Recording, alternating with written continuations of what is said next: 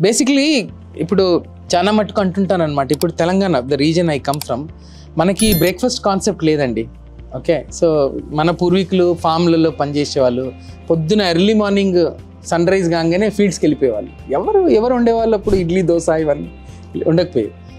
చేసి బాగా వేడి ఎక్కువైనప్పుడు ఇంటికి వచ్చి అప్పుడు they used to have their first meal. Fine. In between water తాగేవాళ్ళు అంతే కదా, ఈ సోడాలు గీడాలు ఇవన్నీ ఏం లేదు. తర్వాత మళ్ళీ కొంచెం రెస్ట్ తీసుకొని పోయేవాళ్ళు. సన్సెట్ ముందు వచ్చి ఫుడ్ తినేవాళ్ళు, ఎందుకంటే ఎలక్ట్రిసిటీ ఉండకపోయేది. So their eating window was maybe from 12 to 6. ఇప్పుడు చూడండి ఫ్యాషన్కి వచ్చింది ఇంటర్మీడియట్ ఫాస్టింగ్.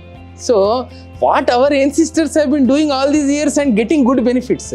మనము ఇంగ్లీష్ వాళ్ళు నేర్పింది ఇవన్నీ గ్లోబలైజేషన్స్ అని పాడైపోయి ఇప్పుడు దానికి మనము డైటీషియన్కి బాగా ఎక్స్పెన్సివ్ కాస్ట్ పెట్టి మనం డైట్ ప్లాన్ తీసుకొని what we are basically doing is that.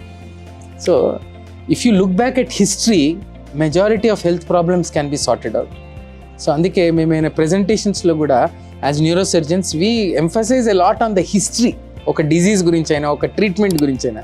ఎందుకంటే what we are today is because of our history, what our ancestors have done.